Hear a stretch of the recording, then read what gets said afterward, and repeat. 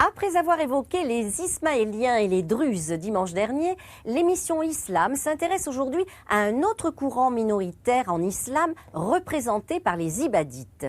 Né dans la période trouble des conflits de succession à la mort du prophète Mahomet, ce courant a essaimé un peu partout dans le monde musulman.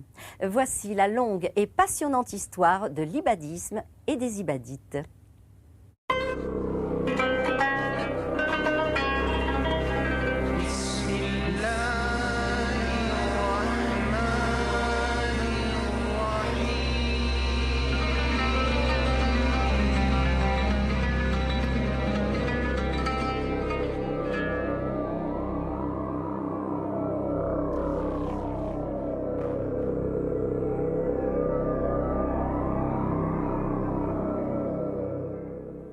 Madame, Monsieur, bonjour. Bienvenue sur le plateau de votre émission et merci de nous être fidèles.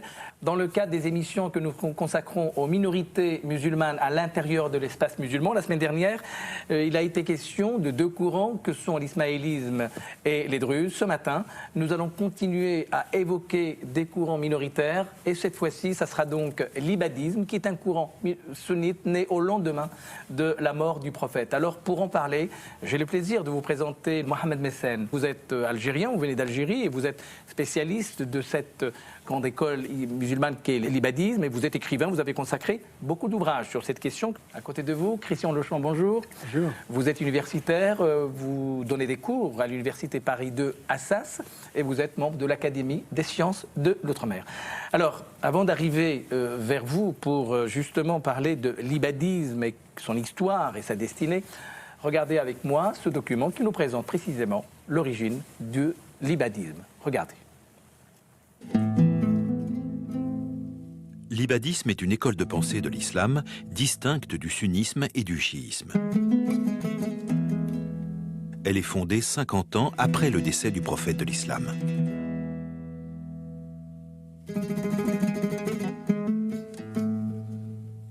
Le nom de l'école dérive de Abdullah ibn Ibad at-Tamimi, qui vers 684 se détacha des Kharijites, un mouvement chiite dissident.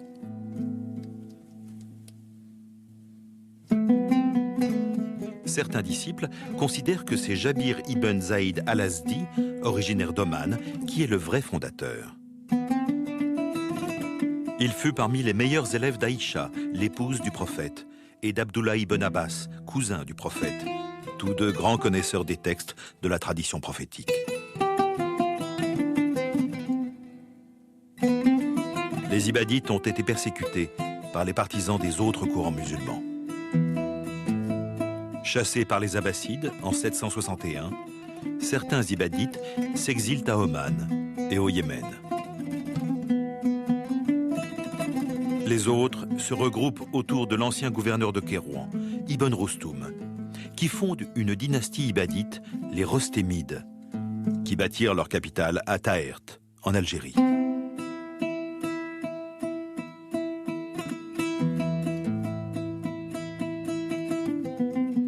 Après la chute de la dynastie Rostémide en 909, une partie des Ibadites s'installe dans les régions du sud algérien, à Sédrata, où subsistent encore de riches vestiges archéologiques, à Ourgla et Gardaïa.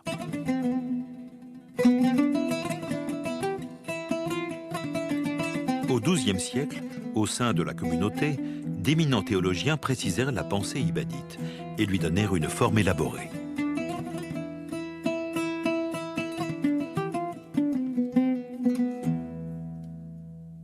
Aujourd'hui, on retrouve majoritairement les Ibadites au sultanat d'Oman, au Mzab en Algérie, à Djerba en Tunisie, dans les montagnes Nafouza en Libye, à Zanzibar, en Tanzanie et dans plusieurs autres pays d'Afrique. Document signé Boualam Gueritli. Alors, Mohamed Messen, on dit que le ibadisme est une branche du kharijisme, ceux qui ont désobéi à l'autorité du 4e calife Ali. Quelle est votre version et comment tout cela a commencé? Alors, je commence par la deuxième, c'est-à-dire comment est-ce que cela a commencé. En fait, dès qu'il y a eu le conflit Muawiyah-Ali,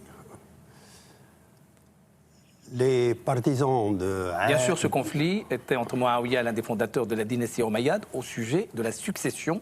En fait, ce conflit est né du fait que Othman ibn Affan, radiyallahu anhu, troisième calife, avait été assassiné, que ses partisans demandaient la réparation du sang, et voyant le désordre qui s'était installé à ce moment-là, Ali a demandé à ses partisans donc, de Othman d'asseoir leur demande jusqu'à ce que ça se calme. Ayant des visées politiques, Muawiyah ibn Abi Sufyan a envoyé dans les rangs de Ali des gens infiltrés et qui lui suggéraient évidemment des stratégies différentes. Et est arrivée donc la bataille de Saffin, laquelle bataille de Saffin a failli être remportée par Ali, mais Muawiyah a utilisé la ruse pour tourner la victoire à son avantage par la médiation. Laquelle médiation a tout de suite été vue par des milliers de compagnons du prophète et par les partisans de Ali comme étant une ruse simplement pour s'emparer du pouvoir. Et c'est ce qui s'est passé. Le résultat est que Ali s'est destitué de lui-même par cette médiation, Tahkim.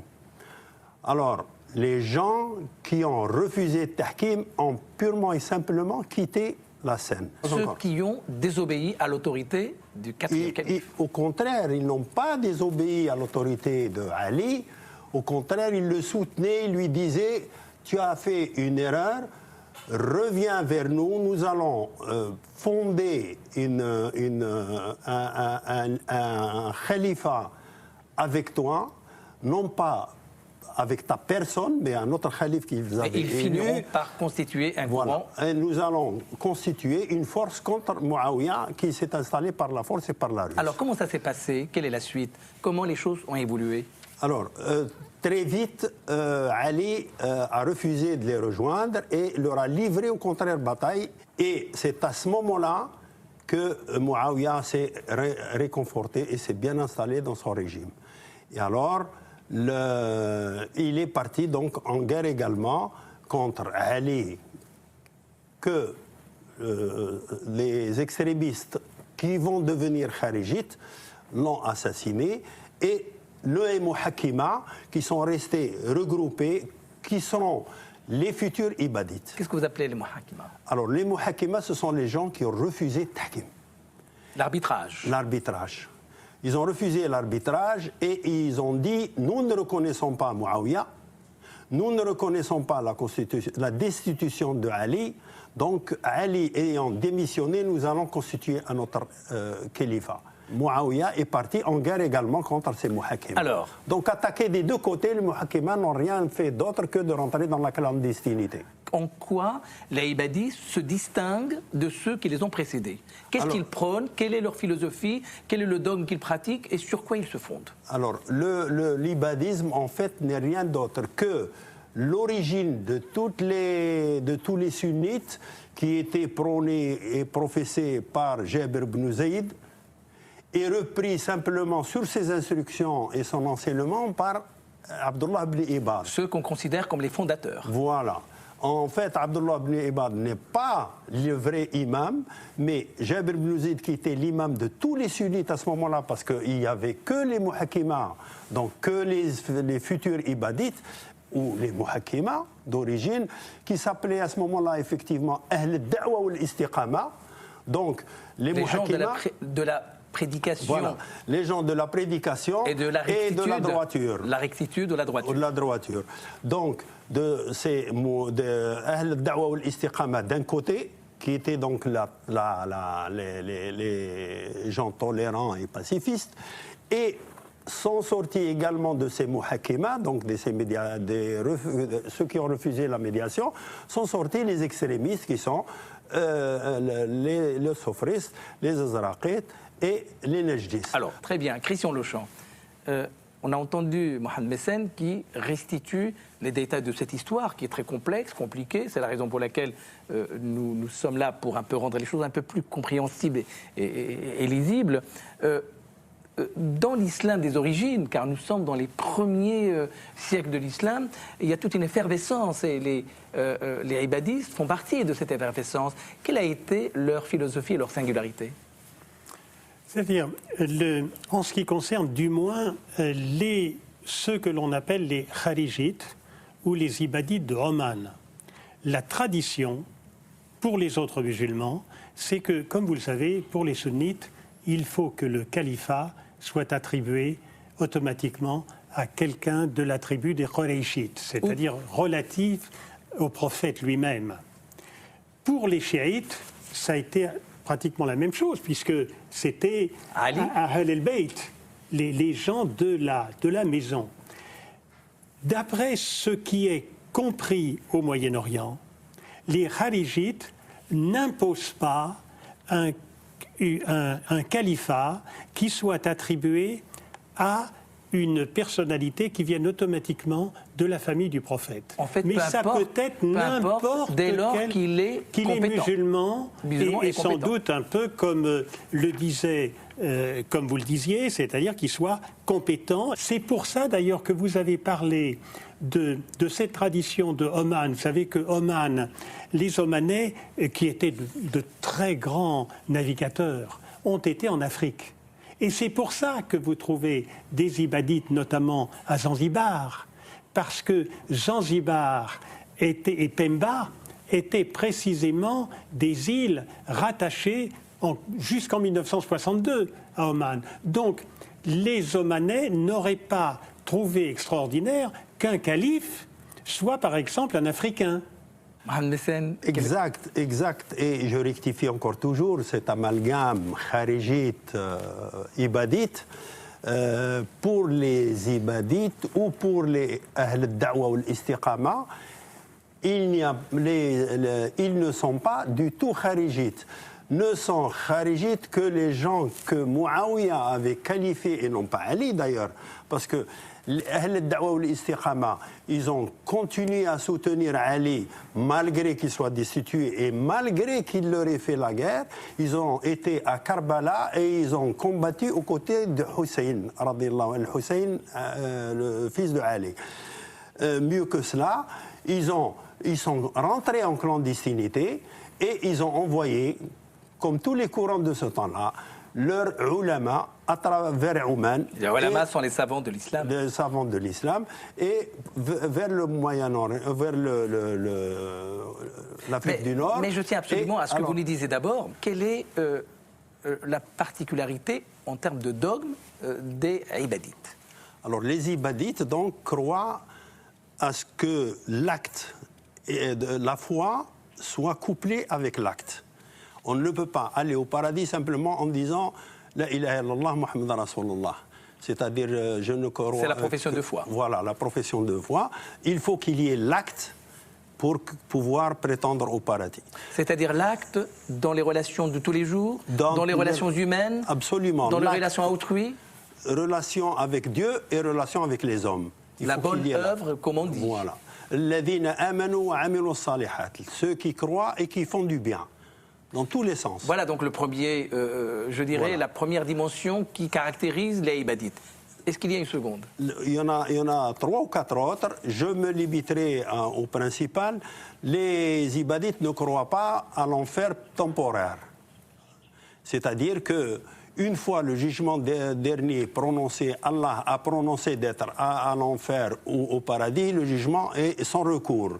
Il n'y a pas d'entrée en paradis, d'intercession du prophète et qui vous fait sortir du paradis ou de l'enfer. Ça n'existe pas. C'est reconnu.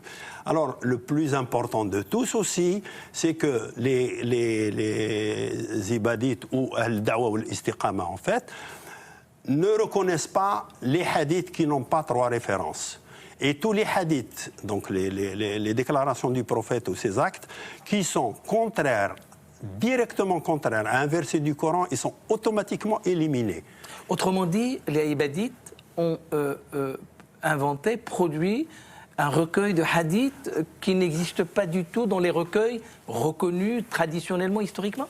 Oui, Habib ibn Rabi', Musnad al-Habib ibn Rabi' est très différent de Sahih Bukhari ou Muslim.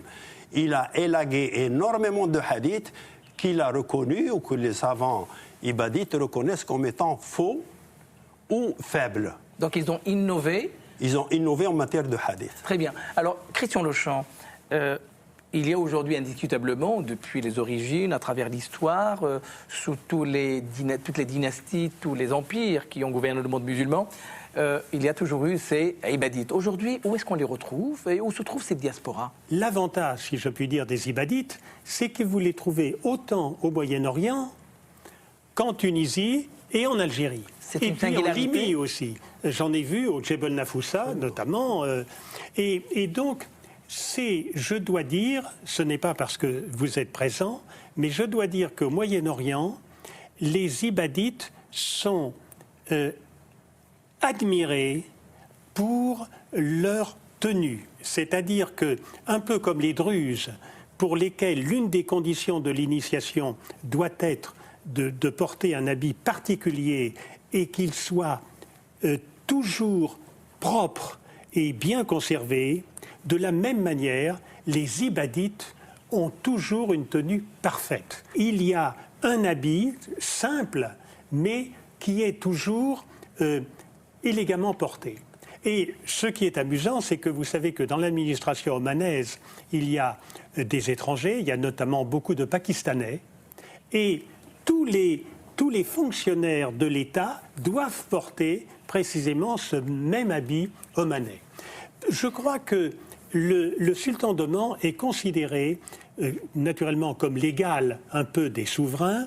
C'est un homme qui joue un rôle extrêmement important, notamment, comme vous vous rappelez, lorsqu'il y a eu la guerre du Dhofar en 1967, où les Dhofaris, donc sunnites, ont essayé d'attaquer Oman. Oman a été à ce moment-là soutenu par l'Iran. C'est-à-dire qu'il y a eu une alliance un peu des minoritaires dans la région. Et c'est extrêmement intéressant de voir que, encore aujourd'hui, l'État omanais, alors qu'il est considéré comme non sunnite et comme non chiite, est à part égale avec notamment l'environnement sunnite et chiite. Il y a tout de même une particularité, c'est que le ibadisme va constituer non seulement un noyau très fort, mais il va constituer sa propre dynastie. Comment vous expliquez ce secret-là? Alors le secret est très simple, c'est parce que quand le Ahl Dawa ou l'Istiqama sont rentrés en clandestinité, traduisez-nous Ahl Dawa ou l'Istiqama, c'est les gens de, comme je disais tout à l'heure, de la prédication et de la droiture et de la rectitude. En tout cas, c'est comme ça que vous appelez les ibadites, vous? Les ibadites, c'est comme ça que je les appelle, parce que ça serait peut-être plus simple de dire les ibadites. Oui, l'appellation ibadite est une appellation conventionnelle attribuée à leur grand prédicateur, justement, qui est Abdullah ibn Ibad, alors qu'ils avaient une autre dénomination avant. Mais quand ils sont rentrés en clandestinité, donc ils ont envoyé des émissaires et des savants un peu partout à travers le monde.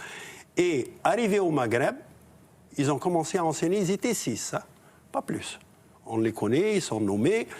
Ils sont arrivés d'abord à Djebel Nafoussa en Libye, ensuite à Djerba, ensuite en Djerba, Algérie. au sud de la Tunisie, la presqu'île de Djerba. L'île de Djerba, c'est une île. Et les Maghrébins, qui étaient totalement berbères à ce moment-là, les ont accueillis alors qu'ils étaient des Mu'tazilites. Alors, ils ont été séduits par le sens de la démocratie. Les Berbères sont essentiellement démocrates. Ils n'aiment pas trop les dynasties qui sont passées par là. Ils ont eu beaucoup de conflits. Les Berbères aiment la liberté et aiment surtout la liberté d'expression que les Ibadites ont ramenée avec pas d'exclusivité pour le khalifa provenant de la famille du prophète seulement, etc. Tout ceci a séduit les Berbères et ils les ont accueillis. Et c'est comme ça qu'ils sont arrivés à constituer une dynastie qui s'appelle les Rostomides, qui a gouverné quand même le Maghreb pendant 200 ans. Dans mon livre que j'ai appelé « L'islam tolérant et pacifiste, l'ibadisme », vous verrez, en fait, il n'y a qu'une poche qui était à Tunis, donc Tunis-Carthage, et au Maroc, qui n'était pas ibadite. Tout le Maghreb était ibadite, et c'est de là que les ibadites sont partis également au Soudan, donc au Mali actuel, etc., et en Andalousie. Et encore le phénomène du commerce, le phénomène de la prédication, etc., qui a fait que, pendant le règne des Rostomides, toute l'Afrique du Nord, une bonne partie de l'Afrique, l'approche Afrique, donc, était ibadite, et jusqu'à la destitution donc des Rostomides. Alors, nous sommes dans une histoire sur la longue durée, comme disait le grand historien Fernand Braudel, et l'ibadisme sur la longue durée, c'est aussi, je dirais, son adoption par les Berbères. Alors, où est-ce qu'on le situe au Maghreb aujourd'hui? En Tunisie et en Algérie, Christian Lechamp? Oui, alors bien sûr, comme on l'a dit, dans le Jebel Nefoussa, donc à l'ouest de la Libye, et puis en Tunisie, et puis donc en Algérie, dans une partie où, il faut dire, les Ibadites ont été refoulés quand même, parce que quand vous dites qu'ils étaient sur la côte, ils avaient finalement ce royaume rostomide de Taher, c'était toute l'Algérie pratiquement, mais il s'est trouvé qu'ils ont été refoulés, et peut-être leur refoulement a fait qu'ils sont restés. Alors, dans un territoire qu'on appelle aujourd'hui le Mzab. Dans le Mzab, c'est pourquoi qu'on les appelle Mzabites. Ça se situe où le Mzab exactement? 600 km d'Alger, donc en plein désert, c'est des oasis. Ils sont une minorité. Et en fait, ils étaient majoritaires dans leur région. Et jusqu'aux années, donc, jusqu'à la Révolution, pendant... Combien sont-ils aujourd'hui? Alors, aujourd'hui, ils sont aux environs de 560 000 habitants. Donc, ils se situent autour d'une région dont la capitale, on peut dire symbolique, c'est Gardaïa, dans le sud de l'Algérie, c'est bien cela? C'est ça, mais vu leurs activités commerciales, et surtout maintenant qu'ils s'installent en famille dans le nord, depuis en fait les Ottomans, ils se sont disséminés à travers l'Algérie, ils soutenaient le commerce algérien, l'économie algérienne, et c'est ça leur principale dynamique. Mais sur le plan religieux, on peut dire qu'ils ont plus ou moins été ignorés. Mais cela a permis justement de conserver leur spécificité ibadite, berbère, et arabe également. Sans doute, nos téléspectateurs apprécieront que souvent le commerçant du coin de la rue qui est ouvert jusqu'à minuit, eh bien, en général, c'est un Tunisien qui est ibadite ou un Algérien. Donc, est-ce que vous expliquez ça par la vertu du travail considérée comme une valeur centrale chez les ibadites? Absolument. Absolument, c'est une valeur centrale. Au titre de ce que je disais tout à l'heure, foi et travail. Et en plus, si vous voulez, le Mozabite qui voyage au nord, son objectif numéro 1 est de conserver ses spécialités et ses spécificités d'ibadite, allant jusqu'à la tenue, comme disait tout à l'heure, mais en fait la tenue n'est pas un élément très important, sa séchia, sa gandora, etc., qui sont les habits de tous les Algériens d'il y a 100 ans. Alors quel est le rapport réellement à la civilisation, à la culture? Qu'est-ce qu'ils apportent aujourd'hui? Quelle est leur valeur ajoutée? Qu'est-ce qu'ils ont à dire de plus? En tout cas, qu'est-ce qu'ils ont à apporter aujourd'hui à l'environnement culturel dans lequel ils évoluent? Alors, en arabe, ils sont les meilleurs arabisants et ils écrivent et ils publient. Nous avons beaucoup d'écrivains qui sont du Mzab. Nous avons des poètes. Il y a beaucoup de poètes. Je dirais que la majorité des poètes, y compris Moufdi Zakaria, sont des... Qui est l'auteur de l'hymne national. Algérien. algériennes et qui sont mozabites. Ils se sont très bien intégrés dans l'élite, puisqu'ils ont été cofondateurs de l'association des ulémas, des savants d'Algérie. Ils ont été aussi dans les états-majors des partis d'avant l'indépendance, donc pendant la Révolution, d'avant même la Révolution. Pour ce qui est de l'intégration donc intellectuelle et politique, elle était totale.